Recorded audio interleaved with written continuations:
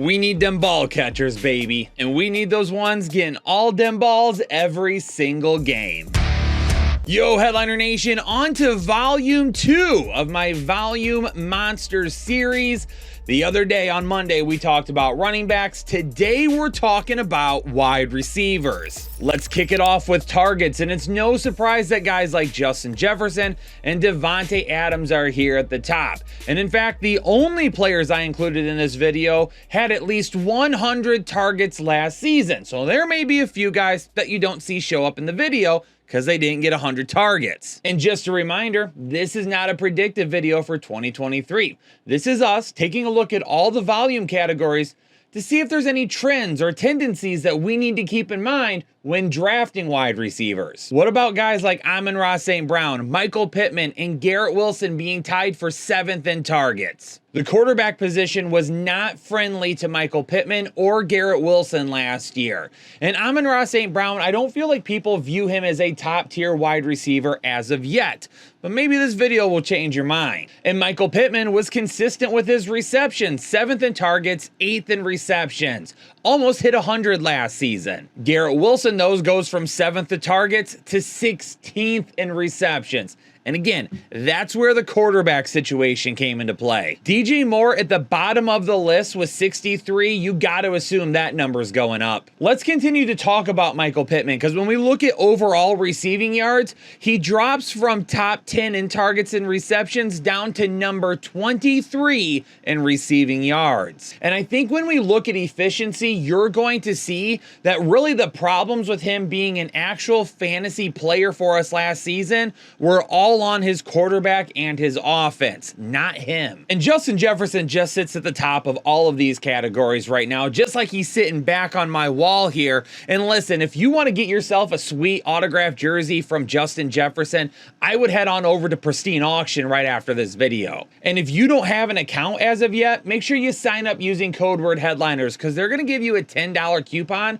off your first purchase. And they'll know who sent you. Again, completely free to do. Head over to pristineauction.com because you're going to want to get yourself some sweet stuff too. Do we think Christian Kirk's 1,108 receiving yards are going to be brought down this season by the addition of Calvin Ridley? Do we think guys like Brandon Ayuk and T. Higgins, who are clear number 2s on their teams but have huge big play potential, are going to go even higher this season? Davante Adams, A.J. Brown, and Stefon Diggs were the only guys with 10+ receiving touchdowns at the wide receiver position last year. In fact, for as good as Davante Adams and A.J. Brown were, Stefon Diggs was the only player to be top 5 in targets, receptions, receiving yards, and you guessed it, touchdowns. And can Kenny Pickett please help out Deontay Johnson this year and get him into the end zone? What about red zone targets? I think it's interesting to see Ja'Marr Chase here on this list. His rookie season, he was really known as a big play threat from all over the field.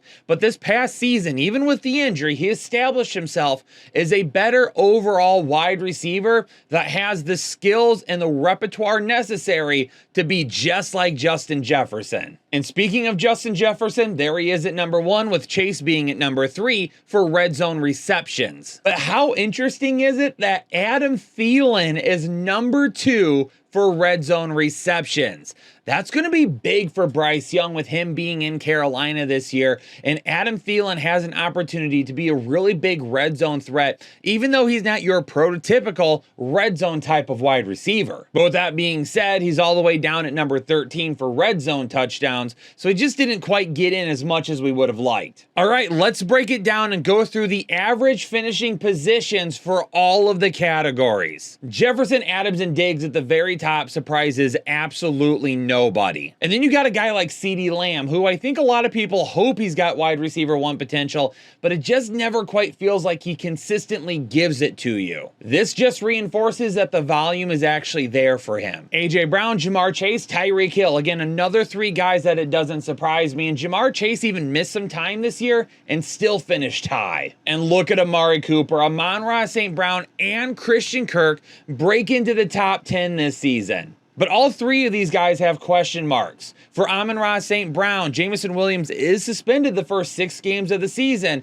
but you've added Matt Laporta, you've added Jahmyr Gibbs, and again, Jameson Williams will be back at some point. Is his volume hurt? Amari Cooper had Elijah Moore added this offseason, but hopefully a little more progression from Deshaun Watson offsets that. And then for Christian Kirk, Calvin Ridley being across from him, definitely going to take away some of that target and that volume share that we saw last year. We got some big play receivers up next that maybe don't get a ton of volume, but they like to do a lot with it. All 5 of these guys can score from anywhere on the field at any given time. And that's why even though they may not show up very high on this list, it'll be really interesting to see where they show up when I do efficiency next week. Adam Thielen didn't have a great season, but his work in the red zone put him right in the middle of this list. T. Higgins has been very consistent as a wide receiver too. And even though we hope he has wide receiver 1 upside, some of the volume might show that might be a little bit more than we'll get, but maybe mid wide receiver 2 is what we'll have. Will Terry McLaurin, Sam Howell hook up a lot this year? I really hope so. I'm rooting for Sam Howell. And if he does well, Terry McLaurin should,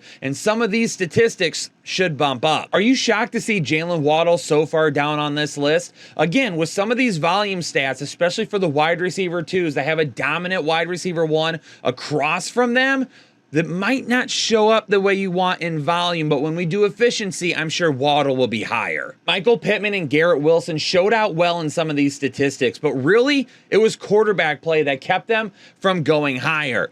Garrett Wilson's ADP right now is going to make it really hard for him to return that value unless Aaron Rodgers gets back to being prime Aaron Rodgers. But for Michael Pittman, his ADP is way lower. We could be looking at a steal there. We have some unknowns further down the list, especially with like Zay Jones. Adding Calvin Ridley, I'm sure he's going to see a hit in volume. Can Chris Godwin thrive with Kyle Trask or Baker Mayfield the way he did with Tom Brady? Whew, it's not realistic. DJ Moore may end up being in a better situation than what he was in Carolina last year, but will Justin Fields take the next step? Drake London showed some of those skills necessary, but this is a high running percentage team, and Desmond Ritter's got to grow as well. If Deontay Johnson actually scored some touchdowns last year, he'd be a lot higher on this list. It's crazy to see Chris Olave nearly at the bottom of the list this year. I do expect him to be a riser and get a lot more volume with Derek Carr this coming season though. Jerry Jeudy and Cortland Sutton back-to-back, that doesn't surprise me at all given how bad the offense was last year. And let's face it, Marquise Brown might be in one of the worst offenses in all of football this season. Yo, Headliner Nation, if you like the video, hit the like button. If you dislike it, hit the dislike button. But no matter what you do, leave a comment down below. Let me know what wide receivers you think will shoot up this year and what wide receivers you think will go down. And if you're new here, you gotta subscribe to the channel and stick around with Headliner Nation all off season as we prepare for our biggest year yet. Peace out, everybody. Stay safe and stay healthy, and I'll catch y'all on the next episode of the Fantasy Headliners.